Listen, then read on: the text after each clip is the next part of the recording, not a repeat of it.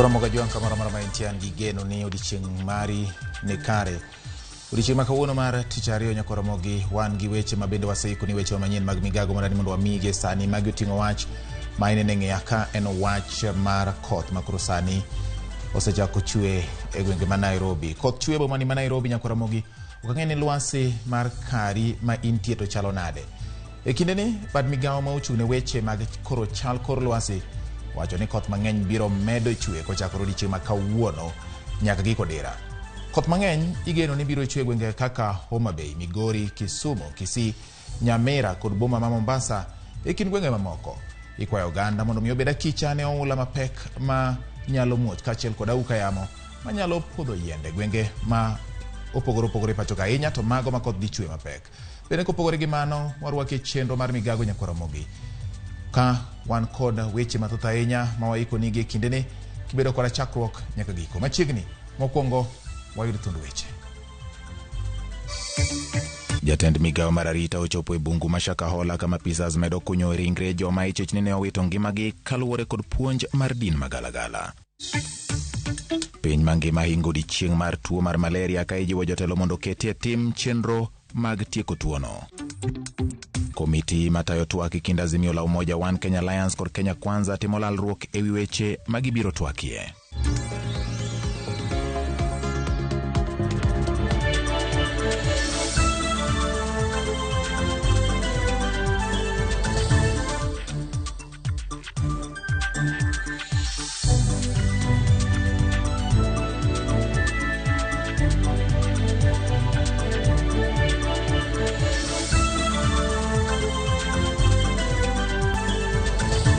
Machiegni nyako Ramogi mar yudo weche manyien gi adimba inyalo tudori kod wen namba 36000 kaachiel kod bende luwo weche gi manyien kokalo e YouTube mar Ramogi TV, Twitter handle en @Ramogi TV KE mondo mibed gi ng'eyo mathoth ahinya kuom mago mosetimore pacho ka chakro kinyi ma kawuono. Wan gi reporters magwa bende gwenge mopogore mang'iyo weche mosebedo katimore nyaka kwa Ramogi. Odiochieng' ma kawuono bende par ni komiti mane owal kod Azimio la Umoja One Kenya kaachiel kod Kenya Kwanza odiochieng' ma kawuono bedo gi romo margi mar lalruok e wi gigo ma gidhi miyo pek e twak margi kaka gibiro chako nyaka kaka gibiro tieko. Wan gi mathoth ahinya motenore kod mago kaachiel kod weche mabende omakore kod jadolo makoch mawuok e gwenge mag Shakahola e gwenge mag Kilifi County. Nyako Ramogi ne magi to kod mathoth machiegni. Nyinga en George Bati. Wadhi nyime. Wang'ene mago motenore kod weche ma nitie gwenge ma Shakahola. Jatend migawo mar arita Ngire Kithure Kindiki ochopo Malindi kama onono e chal mar chenro mar kunyo joma ne owito ngimagi e bungu ma Shakahola. Kindiki ochopo Shakahola e sama bende oyangore ni ringre ji ma aromo 10 ogolo oko e buru kinyi ma kawuono. Ma okelo kwan mag ringre duto ma osegol nyaka ne chenro ne chakre chopo 83 ka chenro no pod dhi nyime gi kindeni. Jokanyo medo chwalo kwayo mar kony ne joma dipo ka medo tweyo malach kaluwore kod puonj mag Paul Mackenzie, jalo ma bende tudo kod thoe matimore Shakahola.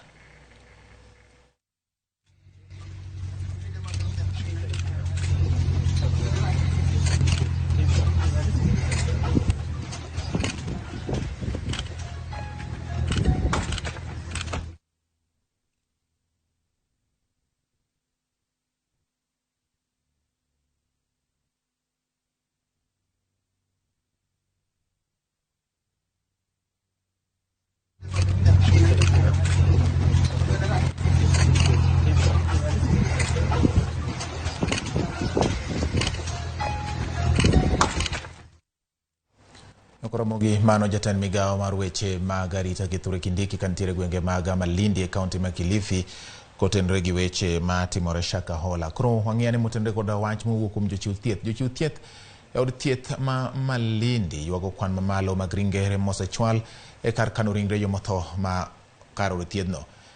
Pek ma kama nenore e kinde ma pok ochaka yango jogo ma osewito ngimagi kokalo e yore mag bero.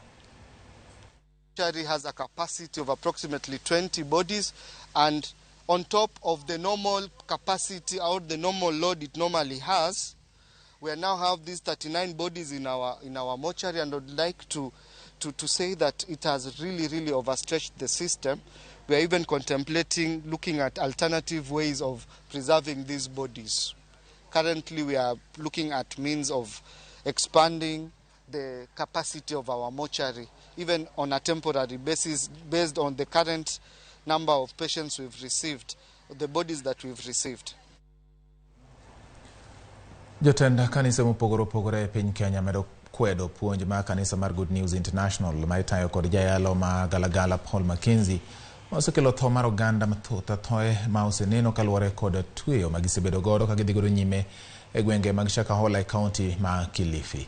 Kotelnegi kod jadolo David Thagana, jagoro mongire e Federation of Evangelical and Indigenous Christian Churches of Kenya, koro wacho ni owinjore oket chike matayo kanise ma pachoka, komedo wacho ni tinde jomaundu kaachiel kod achiudhe moko oseloko kanisa kuonde mag loko ohala, ka jodolo moko bende osebedo kawuondo jopiny.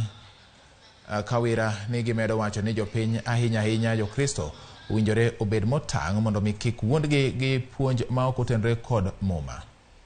We preach, and it would be very wrong for the nation of Kenya to judge the church by this kind of a gospel that has been presented down there by Paul Mackenzie and his team. We have many programs that are helping our people to be able to discover the truth for themselves. We have programs that help them to read the Bible for themselves, and therefore they will be able to discern between the truth and the lie.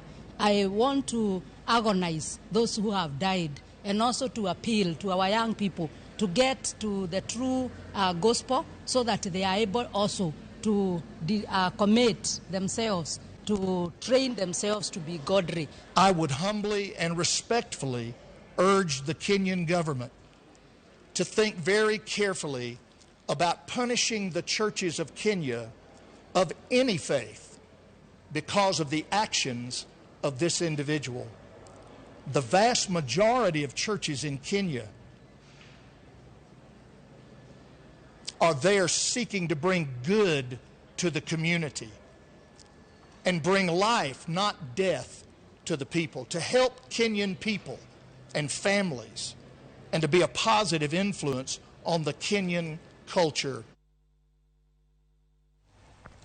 Ramogi wamedo dhi nyime gi weche ma opogore ma bende wamedo yudo e kinde ni ka owuok e gwenge ma weche manyien wuokie. Koro dani wadhi nyaka gwenge ma Kisumu kocha kama otenore kod weche mag lakteche kaachiel kod weche mag thieth ma bende nikeno osekelo ng'ur e kind jothieth kaachiel kod piny owacho mar kaunti ma Kisumu. Doho mar jotich ma Kisumu kawuono golo chik ne jochiw thieth e kaunti ma Kisumu mondo ma osebedo ka ng'anyo mondo mi odog e tich nyaka winj mang'ad bura mane ochwal kod kaunti ma Kisumu e doho. Jang'ad buche Justice Christine Bahari ochiwo chik ma kama kaluwore kod bura ma kaunti ma Kisumu nyocha ne omako e doho, ka giwacho ni ng'anyo ma kamano rocho chenro mag chiwo thieth e osiptende mag piny owacho. Jang'ad bura Bahari bende onyiso sirikand kaunti ma Kisumu mondo mi one ni gichulo jothieth e osara gi mar dwe mar adek kapok oromo tarik 4 mar dwe manyien. Bura no ibiro winji kendo tarik 22 mar dwe manyien. Kaunti ne odhi e doho juma mokalo kendo donjo ne riwruok mar jotije 4. Stating the respondents and their members from continuing with the strike action that is said to have commenced on the 19th of April of 2023, and that they forthwith resume their duties until the application herein is heard and finally determined. 2 is that parties are at liberty to continue with their planned engagement with the county government, and the claimant applicant do proceed to release the respondents' members' salary for the month of March of 2023 by close of business on the 4th of May of 2023 as undertaken before this court. Further orders before Justice Radido on the 22nd of May of 2023. Wadhi nyime miyo moro ma itudo kod nek mar nyathine ma jahigni 2 kuom ng'ado fuondine kod pala idhi lorne tesendo bila ma Kitengela kuom thuolo mar ndalo 10 ma biro e kinde ma nonro dhi nyime. Miyono ma nyinge en Olivia Naserian ne ochwele doho ma Kajiado e kinde ma obila kwayo mondo migi thuolo mar timo nonro e wi nek makamano. Jal bura maduong' ma Kajiado Jane Kamo ne oyie kod kwayo makamano kendo omiyo obila thuolo mar ndalo 10 mar tieko timo nonro margi e kinde ma miyono to biro dhi nyime kod chamo ganda e od ang'ech kuom ndalo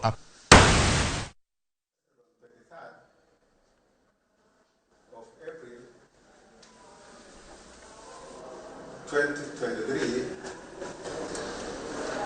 being a suspect of murder. So I will allow them 10 minutes to go to Kitengela police station. We will have a mention on the 8th of May before the duty court so that you get directions on how to proceed.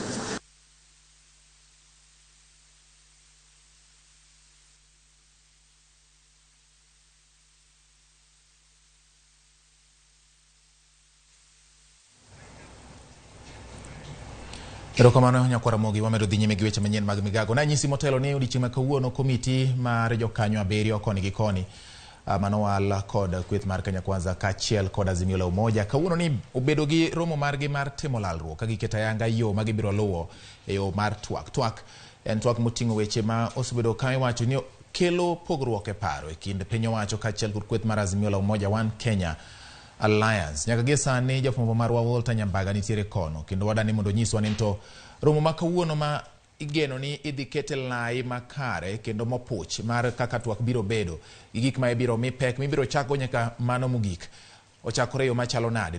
Diponi nitiere pogruok moro amora mar paro koso nitiere weche makoro riere tir kaka twak biro bedo. Walter Nyambaga koponi winja thuolo en mari nyiswa ni diponi kweth mag komiti kweth mag ji 14 mag komiti gi nitiere paro moro amora ma opogore mowuok kendo koso koro giyiere Riat Nyawang' Gwal ni koro winjo bed ni twak mar manyo winjruok e kind sirikal kachiel kod Azimio ochakre ayanga. Bati mana kaka iseketeno endo adiri makar kende ni twak e kind kweth ariyo mokelo kanyakla kamiti mar od bura mag Azimio la Umoja One Kenya Alliance to kod mago ma Kenya Kwanza gikone to bedo kod romo margi ma okwongo en romo ma igeno ni kweth ka kweth biro chwalo listi mag gigo mowinjo bed ni gibile wach kanyakla mondo mi gibed kod winjruok. Okinyi ma kawuono kar seche mag 5 kod nyiri moko machuok ne twak maket kod mani ochako ng'wech kochuye kom kod jokombe ariyo jo od bura mar Rieda Utindi Amolo kod nyawadgi George Murugara kamoko kuom jokanyo ma kamiti no mokelo kanyakla Boni Alwale Milio Odhiambo to kod jo od bura Makibwezi Mutesi no koyo thuolo mar chopo makamana ni nyaka chop seche gende to jo od bura go osechopo ka kopogore kod jo od bura Makibwezi ema pok ochopo kaendi makamana ne gi chwalo kwayo margi gino mani neno kendo ni nyalo bedo liete kind kweth ariyo go endo en ywaruok mosebedo e nywando jo od bura Maeldas Eden Kainan e kamiti no endo kanyakla kod jo od bura ma Pokot South David Pokosing makamana ni nyaka chop seche gende duto kweth mag jo od bura ariyo go to nitiere kanyakla mar od mar bura madhi nyime koponi bawangi en bura mabende nyaka chop seche ge olorne mana dhot inde gi bilo wach e gino ma kisungu luongo ni in-house toke gibiro loso kod ute mag fwambo ibiro paro chin kanyo endo ni kweth mar Azimio la Umoja One Kenya Alliance kokalo kuom oboke manyocho ye lwedo kod jakom ne Wycliffe Oparanya to nyo lieko ne kata bende twak biro dhi nyime to chenro margi mar ng'anyo bende pod biro gweng'wech kochopo kanyo tarik 2 dwe manyien ma nyalo kelo kata mana twak obed ma iyo ridore makmana ni kalori kit kaka lwasi osebedo kachalo kaendi chel kagima twak biro dhi nyime mondo mi winjruok obedie listi ka listi mowuok kuom kweth ka kweth mane winjo bed ni chwalo osechwale kendo bende gidhi nyime kod bilo wache wi listi go endo. Moko kuom gigo mane kwethno endo winjo bedni kuongo bedo kod winjruok en weyo thuolo kata kino wigi ngang' ni jo od bura ariyo makelo liete kind Kenya Kwanza kod mano Azimio la Umoja One Kenya Alliance mokelo kanyakla Din Kainan to kod David Kosing othich oko mak mana ni nyaka chop seche gi kweth go pok othich oko jo od bura ariyo go pok othich oko kendo kamiti to dwaro ni mondo wege aweya mondo gidhi nyime kod ng'inyo bura e kindgi mondo megi many gibed kod lalruok makende mar manyo kwe kind Azimio la Umoja One Kenya Alliance to kod mano mar Kenya Kwanza. Ber king'eyo ni nochiw thuolo makende ne jodito kata principal gi dho liech mondo mi ong'ado wach e lai malong'o mowinjo bed ni luwo e kind ng'ur mosebede jodito ariyo gondo. George Bati bura maket kod mani koro osegweng' wech kendo jodito ma winjo bed ni dhi nyime kod loso matut kutende kod dwaro mar yudo winjruok e kind Azimio kod Kenya Kwanza to koro dhi nyime ne gibedo kod chike ma gibiro luwo e kinde mag twak ma okelo kanyakla weyo ma ok ng'ato ogolo dhoge kata ofulo wach moro amora molosi e bura maket kod mani ma koro dhi nyime iye kendi kendo bende kik bedo wi hotel e loso kod ute mag fwambo kopogore kod jokombe ariyo mowinjo bed ni golo wach e wi gigo madhi nyime kod twak e wiye kendi. Machielo kendo en ni kwethno endo biro loso kod ute mag fwambo mana thuolo machuok to ka gisebedo kod twak romo gi mar ariyo magiwinjore kendo gi ito oganda ni to gin ang'o gini magilose okenge mage mosego e kit twak makedo kod mani mak mana ni maling' kata ma wiye ma waseyudo en ni nyalo bedo ni twak makedo kod mani koro biro seche moko dok e kom jo dito magin mago ma Kenya Kwanza kod Azimio mit ka moko kuom paro magol kowuok e kamiti ni nyalo dwaro ni mondo jodito mag Azimio kod Kenya Kwanza ma en ogai mar Azimio Raila Odinga kanyakla kod William Ruto gino wuone magibed kod winjruok kendo giland ne jopiny gino magichope mana ma wiye pok oyangore ni gin dwaro mage kata winjruok mage motiep makoro gikone to gibiro pedho to ka gisebedo kod twak maked kod mani chiwo thuolo mar bedo kod twak maked kod mani obiro mana toka od bura yango kamiti no endo kendo koro kete motenre kod chike matayo weche mag od bura mapacho kendo. George Bati warito kendo wabedo ka mana ilungo ne wabedo tingel mondo mi waneni to ginago gine wabiro thinyore kowuok e to loso makoro dhi nyime ni endi jodito mag matayo mar komiti maket kod mani Utina Molo to kod George Mrogara biro loso kod ute mag fwambo mana nyeri machok to ka gisebedo kod winjruok gigo magiselose kondo bende ibiro lerwa ni to e listi ka listi oting'o weche machalo nade to bende gin weche mamulo ngima mag jopiny kata biro ni Azimio osebedo ka sundo ni mondo piny owacho ofuong' bech ngima pachoka to kod mwandu ahinya to kata na mok ng'wenyo kuon bende osebedo liet mathoth kata bende jatend piny chieng' Jumapil nonyiero malich mokalo Azimio ni bed kod paro moramora mar dok e barabara mar bedo kod ng'wech mag pangles mag ting'o sufria ka ing'anyo ni mago othiro dongruok kendo ok nyal miye thuolo mar chwalo dongruok opogore. George Bati. Erokamano Nyawolta Nyambaga kuom ripot mani mbai nyawageno kuom wang'i mabiro neno gik matimore kanyo kachiel kod iti mabiro winjo gik mowuok e twak makoro nyaka gie sani wacho ni timore e yot kolor dhot madhongere dendo ni indo kendo wabiro ng'eyo kata ibiro elonwa mathoth ahinya bang' ka ng'oyaw dhot makoro unyalo neno gik matimore e iye kono. Nyakwa Ramogi mano Walter Nyambaga kamiwa weche kaka romo mokwongo mar lalruok e weche kata romo mar lalruok kaka ibiro taa chenro mag twak e kind piny owacho kod Azimio dhi nyime. Koro wadhi ane nyaka gwenge ma Kisii kama jokanyo mag County Assembly ma ne orwako lipot mar thicho oko boda mandiko jotije e kaunti no. Ombulu mane ogo odiochieng' ma kawuono atamalo 69 mag jood bura osiro lipodno kata malo 2 kende mane odok ne boda ma Kisii. Crispin Otieno en jafwambo marwa ma Kisii kendo koro ne watudre kode achiel kachiel mondo mi onyiswa ne to gin ang'o gini ma koro igeno ni biro timore bang' wuo oko bod machalo kod ma kinde mano go ombulu ni jood bura mag County Assembly ma Kisii ne ni kod wach mane hie momiyo gigo ombulu mar wito oko bod ka giwacho ni gionge kode gadiera. Ang'o ma bod no kosetimo makare koluwore kod pend chike to en karang'o ma bod manyien ibiro ketie tich mondo weche mag chwalo chenro mag dongruok ne jo piny ma Kisii kik bed gi ng'ikruok. Crispin, nyiswa ne ler kuom gigo motimore e weche mag ombulu mag thicho oko boda mar kaunti ma Kisii.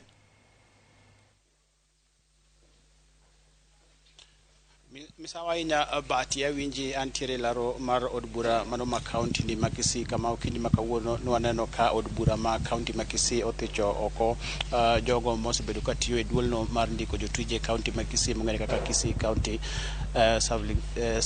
Public Service Board. Momiyo nyaka sani dwani mondo los kod jotelo mantiere e bunge ma county ma Kisii mondo gin ler ni nyaka sani weche chalo nang'o. Nwaneno ka atamalo 98 ogo kura mar neno ni githicho oko jogo matiyo e board no mano ma Kisii mandiko jotije.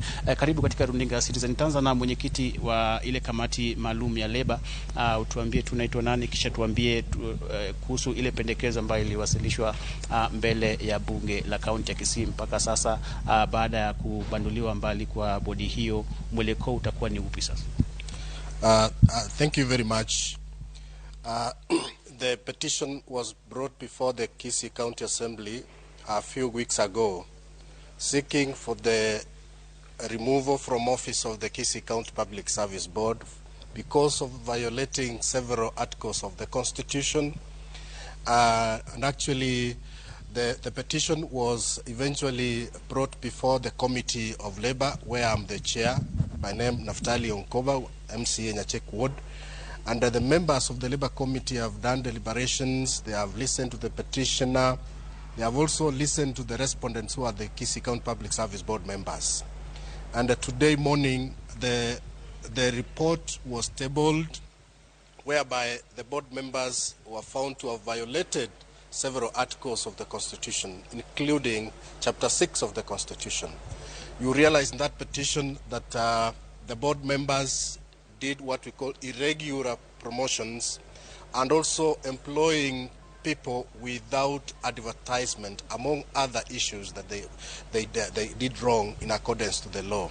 And therefore, when the report was brought before the Assembly, 69 members out of 71 voted in support of the report, whereby the board members must go home. I want to urge the public that if you are given a job opportunity, let us be careful to follow the law at all times. If you don't follow the law, the members who have been elected to represent the people will do their oversight duty and take you home, so that others can take that duty. Wacha tuzungumza pia na ambaye ni kabla tujazungumza na wacha tuzungumza na majority leader, kisha tukuje kwa kutuambie mpaka sasa mwelekeo. Asante sana. Kule bungeni sisi tumefanya kazi ambao kikatiba tunakubaliwa kufanya. Kamati ya leba imeleta ripoti, imetupatia ripoti, na ilikuwa imefanya recommendations kuwa tuondoe wale wana service board kwa ofisi. Kwa hivyo na wahakikishia kuwa tumefuata sheria, tumefanya haki kwa kila mtu, kwa petitioner, kwa respondent. Kati ya wajumbe ambao tuko katika bunge la Kisii saa 71, 69 wamepiga kura na wamekubali kuwa bodi iondoke iende nyumbani. Kwa hivyo jukumu ambalo tunalo ni kumwagiza gavana kuwa gavana atangaze hizo nafasi, haajiri watu wapya, wafanye haki kwa wananchi, sababu wale walikuwa wamefunja sheria. Na kwa hivyo tunamwomba gavana achukue wakati wake sasa, haajiri watu wapya ili wasaidie wananchi katika kufanya kazi. Asanteni. Nami pia nachukua hii fursa kusema ya kwamba komiti ya leba imefanya kazi mzuri, kwa maana hii service board wamekaa nayo kwa vikao mingi sana, wameangalia kila petition and petitioners, wameleta malalamishi yao, wamekaa na wamekuja na the way forward. Constitution imeangaliwa, sheria imefuatwa, and they are being found guilty. Sasa sisi kama waheshimiwa, hiyo kitu ilikuja kwa assembly, tukaangalia, we went through the report, and we found the service board being guilty. They were given chances to employ. For example, they were given 47 Instead of employing the 47, they employ 50. So we as honorable members, we had to vote for our rights, and we voted in 69 out of 71. I'm requesting our able governor to announce the vacancies for the service board, and those who will be able to get the vacancy wachukue nafasi yao, warinde hiyo kazi, wembe ni hure hure. Thank you. Kwa majina naitwa Nicholas Orina. Mimi ni nominated MCA katika Kisii County Assembly. Ningependa kutoa maoni yangu kwanza kabisa kwa kuwapongeza bunge wenzangu kwa kazi nzuri ambayo mmeweza kuifanya, kwa sababu kulingana na ripoti ambayo iliyoletwa bungeni na kamati hii ya Labour, imetuonesha kwa umakini sana kwamba wamekuwa ofisini wakifanya kazi pasipo kufuatilia katiba ya nchi hii yetu ya Kenya.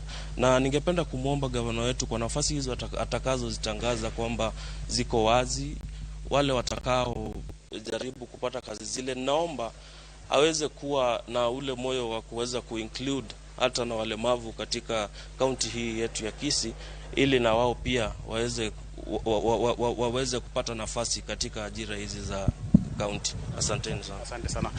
Bati manaka kiwinjo no mane kaka weche chalo bunge ma county ni Makisi omiyo angne wa nyise joneno mag Ramogi TV kalore kod kaka weche chalo kuom tich mano tich godo ko jogo matiyo e board no mar ndiko jotije. Ko kamano angna wegi kanyo kendo angna tudre kod kendo kodu kanyo bange e weche manyien mabiro. Bati erokamano ja Crispin Otieno kuom miyo report mane mbainya ka otenore kod wach mane omako board kata bura mane osechwal e nyim jood bura ma County Assembly ma Kisii ewi board mandiko jotich e county no mabende koro gikone to wo konyo kwa Ramogi.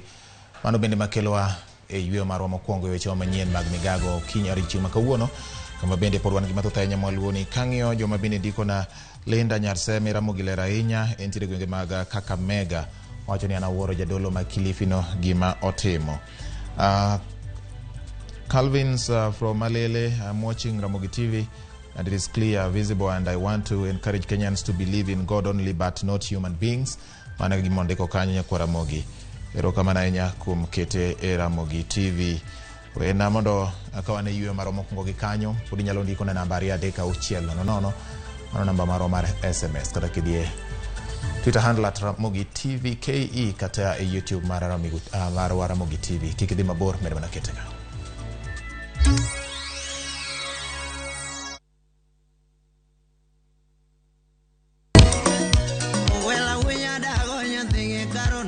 Mae e chenro makeluni gigo mamit. Rambada. Gikeluni weche mamolo e pacho ka. Nyanyakaje bedungo ng'ato gero ot mochung' gi chama. Gima wuok e pinje maoko. Itoni kia kato koro Paris. Gitwak mamulo rowere gi oganda duto. Mana kuom nyithindo ma neno wasani. Winjane janyuol. Janyuol gima ber ahinya. Tinde ng'ato gima imbe kotini to ni winje maber.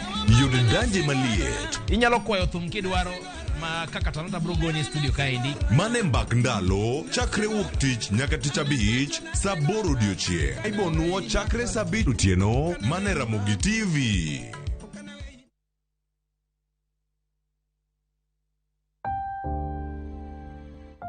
Onego wachung' kachiel gi jowetewa e kinde kuyo. Kilalo ng'ato miero to diher mar lando tho kod liel mare. Ramogi TV biro chung' kodi e miyo jalno miero kopo maber. Inyalo gocho e namba 011 09 22 773 kata 0785 40 38 20. Be inyalo oro ote e email obituaries@royalmedia.co.ke.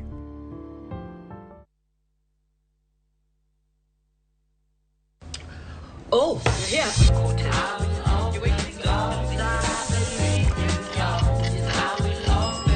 Friends becoming family. home-cooked meal, ice-cold Coke. That's the recipe for magic. Make your mealtime more magical. Buy any participating pack. Check under the cap to get your code and stand a chance to win free food shopping for a year, plus millions in instant cash, airtime, and shopping vouchers.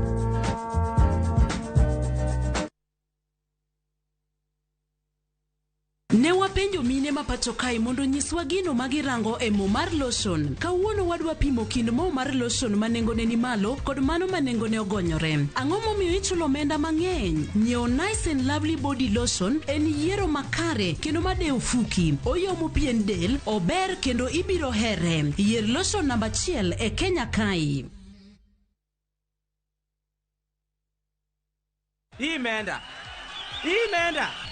Imeenda kabisa. Shabiki.com nilichulia kupitia runinga ya Citizen. Nilicheza kaende jackpot nikapata mechi 12 out of 30. Hii game ya Shabiki.com ni ukweli. Hata mimi sikuamini lakini nimeamini sasa. Sasa nimepata pesa yangu. Shiriki kwa kutumia 50 bob pekee na ujipe nafasi ya kushinda 500k kwa kupredict 13 games on Shabiki.com. Cheza na Autopic kwa kutuma neno KJP kwa 29063. Hata kusipokuwa na mshindi wa all the 13 games, yule atakayepata wa juu zaidi anapewa the 500k kila wiki. Guaranteed. Cheza sasa. Not for persons under the age of 18. BCLB number 416.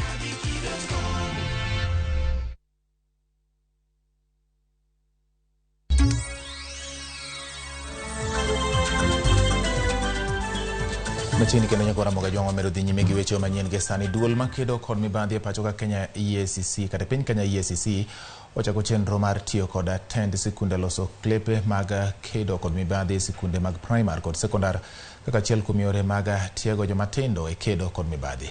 Kagiloso bang' keto chenro ayanga, Dr. Cecilia Mutuku, komishona mar EACC, okoni gitiyo kod jotend klepe sikunde ma opogore opogore e lombo jopuonjre mondo mi odonjie klepe machal kamago ma otenore kod weche mag bidhruok kata integrity, kama gibiro bedo ka gichiwo sir ne jopuonje kod jopuonjre kaka achiel kuom yore mag kedo kod mibadhi are ka nyithindo tindo. Gichano yaro bargi nyaka e counties duto e pacho kae sikunde duto mondo mi gipuonj nyithindo kapod pachgi ler. Kuwa na maadili, unahitaji elimu, na unahitaji kuwa na nguvu ya kufanya kazi. Na bila maadili, hata ukawa na nguvu namna gani, hata ukawa na elimu namna gani, utakuwa mharibifu katika nchi yetu. Utatengeneza mabomu, italipua kila mtu. Kwa hivyo unafaa kuwa mtu ambao umeadilika vilivyo ili uweze kujua kwamba hapa hakuendeki, hapa kunaendeka, na kwa mfano ninapotengeneza, hata ninapotibu mtu, nafaa nimtibu namna gani. We thank them for the books that they gave us. The children are working on them, and we are asking if there is any more they should give us. The children are very happy about the club plus their parents. It's a journey, it's a war, and we are encouraging all of us to evaluate ourselves. We have a country for the future. We need to really instill these good values to our children as they are leaders of tomorrow. At the moment, we as the leaders, we need to ask ourselves, where have been entrusted with the responsibility? I can even talk, are you the governor? What am I showing the people of that area? Odhinyime, jopuonjre e sikunde ma pacho ka okawo yweyo tok tieko somo mar tam mar ariyo kata tam mokwongo ma higani. E kinde ma jolony, jonyuol kod jopuonje geno ni jopuonjre biro keto e tim puonj ma giseyudo e yore mag ritruok. Gin puonj ma oseta e sikunde mag nyiri kod yawuoyi kuonde mopogore opogore e pacho ka. Jailita nyako Ramogi nigi ler mar wachni kendo miyo ripoti machalo kama. Puonj ewi geng'o EMOU kod lando kute magayaki osebed kitayo skunde sekondar e gwenge mopogore opogore kaluo mar neno ni midhiero no odok chien kitiego jopuonjre. Wanyisogi kaka ginyalo ritore mondo gitiek skundgi mondo gichop lekgi magintiere godo kaka nyithindo manyiri. Pot marango weche ngima e kind oganda Kenya National Demographic Health Survey mano mahiga mokalo mano gol ewi lando kute magayaki kod EMOU oyango ni kaunti ma Homa Bay kod Migori atamalo 23 kod Siaya kaunti atamalo 21 mag nyithindo manyiri e kind higni 15 nyaka 19 osemako EMOU. Lipodno medo yango ni atamalo 44 mag rowere e kind higni 15 nyaka 17 pod onge ng'eyo makare e wi lando kute magayaki. A girl at that level does not have a bargaining power, is unable to negotiate for safe sex. So then probably the probability of having unprotected sex is very high. Ewi mano, jokanyo mopogore e county ma Homa Bay okaso puonj ewi wechegi mag ritruok ahinya to kinde magintiere pacho ka skunde olor. And I've learned that self-respect is the key to success, and self-respect is just doing the right thing at the right time. The challenges people have, apart from the hard times we face out there in school and even out there, we've learned that at times we can be there for ourselves and we can focus to what is good for ourselves. Kamano bende, jokanyo jiwo puonj ewi ler mar del.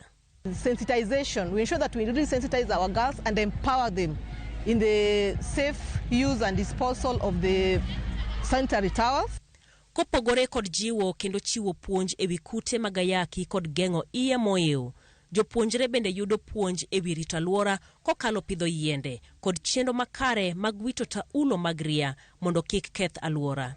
We were talking to the girls on ways they can dispose their sanitary towels in the proper way, not disposing them in where they can be seen by other people, and we are talking to them to dispose them in the pit latrines mostly. In our school we can have where we can plant those our trees, so to make our school look beautiful, and all even there at our home we can have some that we can plant there at our home. Geno eni jopuonjrege dhi bedo jombetre mag chwalo puonjgi ne jowetegi kendo konyo e duoko chien landruok mar tuo mar ayaki kanyakla kod gengo iye moyo e gwenge makaluo.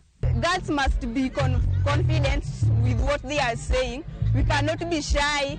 We cannot be those guys who are very shy. Even if someone talks to them, they are just shining there. We can be just those guys with value, you know. Jai Lieta, Ramogi TV.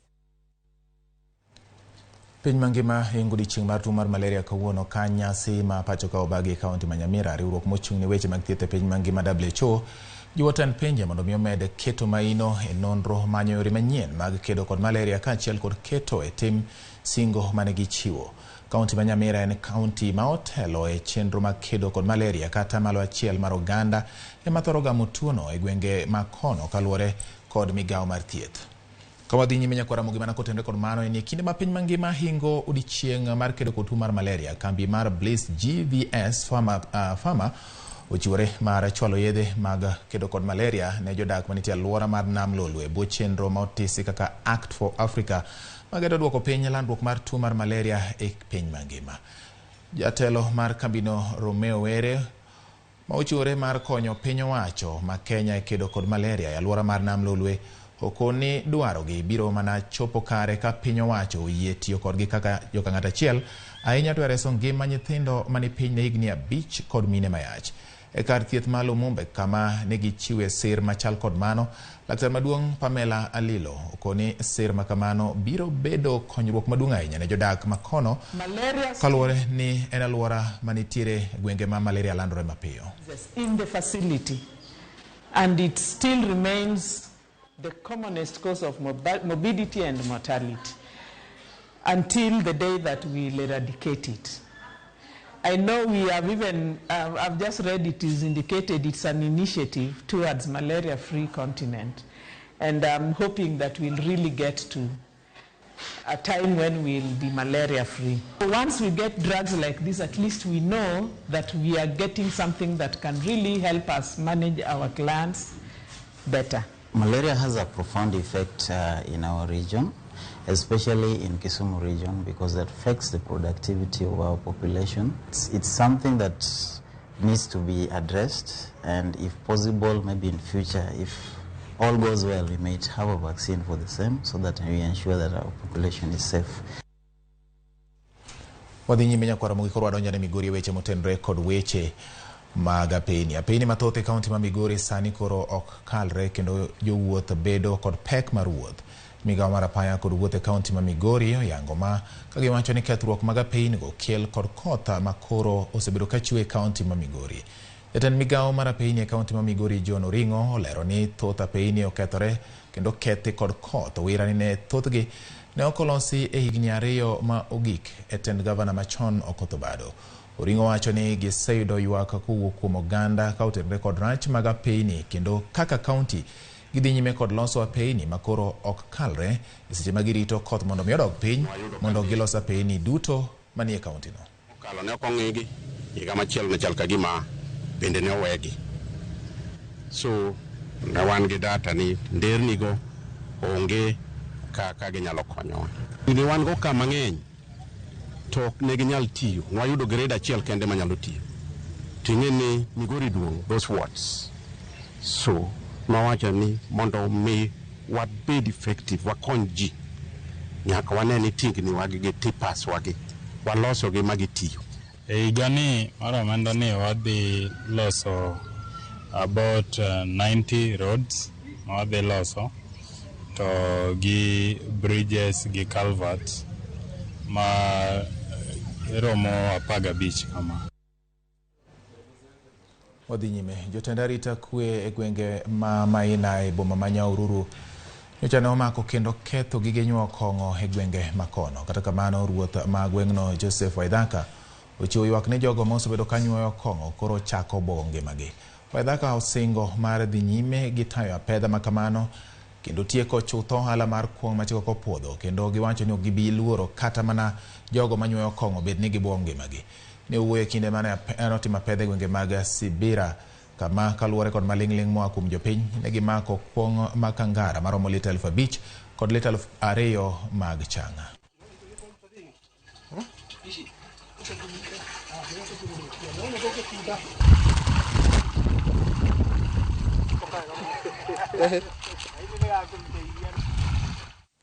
Piny owacho mar kaunti ma Elgeyo Marakwet ochako chenro mar jiwo jodak mondo mi otim pith ma nyalo konyogi ahinya to mago motenore kod weche mag diek makoro sani biro jiwo jodak mondo otim pith mag diek manyasani ka ipidhogi e dala ma ok otergi kwath e gwenge mamoko mondo gidhi gimany chiemo. Pith makama bende igeno ni biro duoko piny lwenje mosetenore kod kuo mag diek ma osekelo midhiero e gwenge makono. Viola Alando emano loso lipod ni Ramogi kendo koro biro ni machalo kama. Japith dwaro mana diek 4 ma ok ochandore gi tero kwath. Gino ma omiyo sirikal kaunti ma Elgeyo Marakwet ojiwore kendo chako chenro mag pith mag diek ma imiyo chiemo pacho.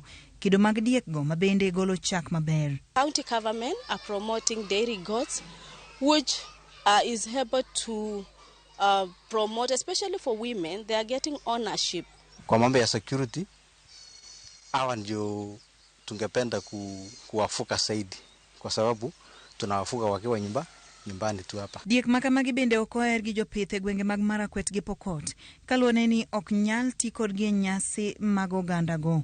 Mae nenore kaka gima konyo e tieko kuom jamni ahinya to diek e gwenge mag Hoho mar Okak. Jodak puoyo sirikal kuom chako chenro mag pith makamago. Shukuru sana watu wa Kesab maana walikuja kutusaidia na hao mbuzi na pia tumebaitika kwa hao mbuzi kwa kupata maziwa. Maziwa imetusaidia sana maana tunalishia watoto, tunapikia chai. Cultural norms, you realize that these improved dairy goats, they don't use them in their cultural events or ceremonies within the community. Diegi nyuol aroya kendo nyayo chak makelo yuto mabop ne jopith ka opimgi gi chak ma dhiang'. Maana hii mbuzi inasaa haraka. Nasapata mwenye anasasa twins ama triple na ni expensive sana. Ukiuza unapata pesa mingi ile unaweza kusomeshia watoto wako. Dairy goat milk is fetching a lot of money. Within this particular area now they are selling a liter 200 shillings, and when you compare with the cattle milk is 120 shillings. Bende gichamo boke mopogore opogore ma inyalo tong' kendo imiyogi abila ma ginindoe ma ok gilake pap. Because of insecurity ya area tunajaribu kueliminate wale indigenous kwa sababu hao bandits wanakuja area hii, na ukiwa hata pale kuchunga mbuzi yako they can come wa raid na wachukue. Jodak medo rwako kido manyien ma diek ka gigeno ni biro kelo yuto makare kachiel kod tieko lwenje mag kuo diek.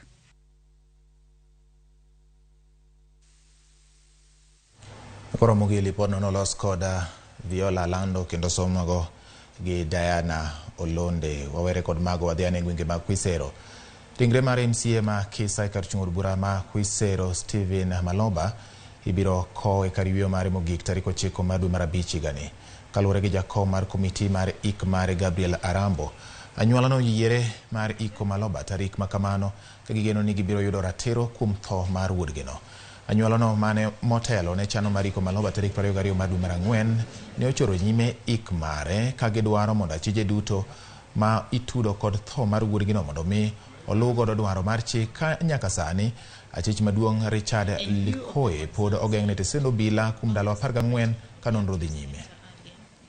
I will order for a prepared report before I can make a ruling on the bail.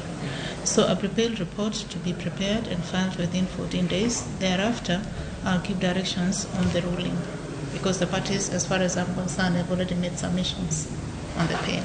Submission on the 25th of May for prepared report, and the further directions. Meanwhile, the accused will be remanded in Kakamega Chike prison. Tumeelewana pamoja na familia na marafiki wa Maloba,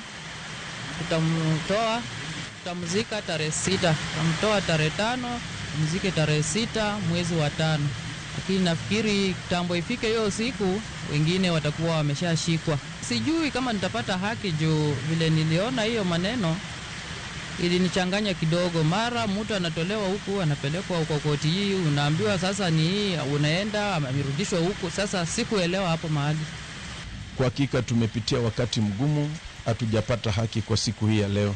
Kwa hivyo tumechukua hatua hii kusongesha siku ya kumzika mheshimiwa ili tupeane nafasi kwa serikali watutafutie haki kabla tumzike mheshimiwa. Itabidi tuzungumze, tukae chini na wazee tuone tutafanya namna gani, maana tutatumia mbinu zote ile ambazo tezekana kuona hiyo au wenye ambao hajaletwa kotini wameletwa. Watanahofia wataletwa kwa sababu ile mlilio tulikuwa nayo, wale polisi wengi walikuwa wameletwa huko kisa Eastward. Ile tulilia walikuja kupunguzwa, au MGSC walikuja katolewa. Tumepata ama polisi wa kawaida wako na hatuna shida na wao. So I think malilio yetu inaanza kusikika. Jodak Malamu oloso nyasi mag tiso kaka Lamu Seafood Festival mokelo kanyakla mine manyiso kitedo mar rech mopogore opogore. E kinde nyasi no jodak Malamu koni atamalo 70 mar Lamu luor kod nam mar chumbi kendo kata nam chumbi kendo thoth jodak ma yutogi ma kono yutogi otenre kod weche mag lupo kod tiyo gi nam. Paro mar nyiso kitedo mar rech mayudore namno biro nyayo ng'eyo kendo yuayo jogo maonge kod tich mondo mi ochak timo ohala mar chiemo mag rech mopogore opogore kaunti no.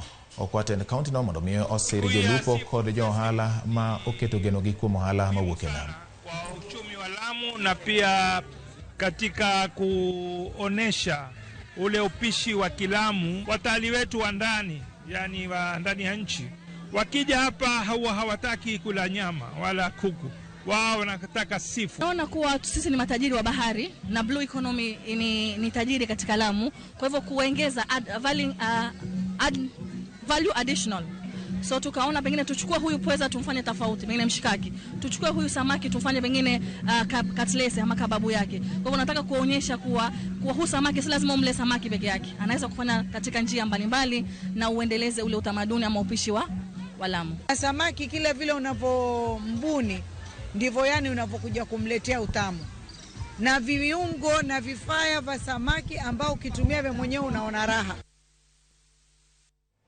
Jodak magari samaromo 250 man kod ng'olo yudo sir mar chiemo koa kuom piny owacho mamalo kaka achiel kuom yore mag geology mayutogi ne piny. E chenrono joma ne yudo kony ne omi kilo 10 mag oganda kaachiel kod kilo 12 mag ochele mabiro konyogi kuom thuolo mar jumbe 2. Jalup komishona mag Garissa Solomon Chesut ne osiemo jogo mochung'ne chiemogo manyalo bedo kod gombo mar baro kod chiemo mag jogo ma ong'ol ka okoni piny owacho biro medo dhi nyime kod chiwo kony makamano. Na ninafuraha kwamba wao wamejitokeza na wengi wao hawana uwezo ya kujifanyia kazi ili wapate vyakula. Serikali imejitolea kuwasaidia. Lakini ningependa niwajulishe wale ambao wanawasaidia caregivers, wahakikisha kwamba hizo vyakula sifikie wale ambao serikali imelenga kuwasaidia. Namba ambayo leo wanapata chakula ni zaidi ya watu 250 ndio watafaidika, na kila mmoja atachukua kilo 12 ya mchele na kilo 10 ya marage. Hiyo ni chakula ambayo inasukuma 2 weeks.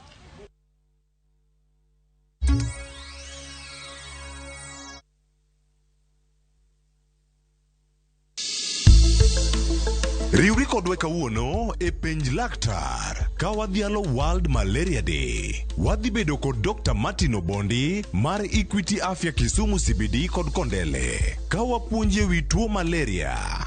Penj laktar sa 12 odhiambo kik bai.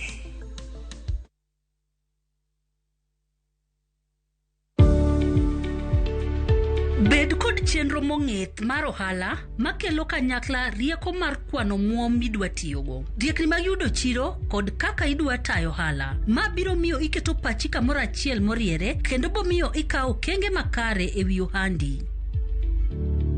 As a woman in business, let KCB fire up your female-led and made enterprise, KCB Flame. To find out more, call 0711-087-000 and visit us at any KCB branch countrywide. رمضان ده حياتي رمضان ده سمايا مماتي يا رب دعاتي تقبلها عطول. Dari chapi zako zinakaa aje? Akini za kiajabu ajabu. Tamam ni nyami nyami and soft. Now you know. Kwa chapati nyororo laini na tamu, tumia unga wa Raha Premium ngano. Nyeumo kuona mara Raha Premium kawuono e duka machiegni kodi.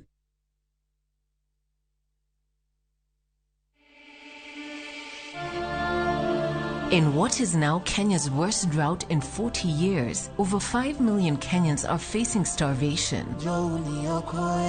And almost 1 million children are staring into an uncertain future due to hunger and malnutrition. The situation is predicted to get even worse in the coming months. Our time to act is now.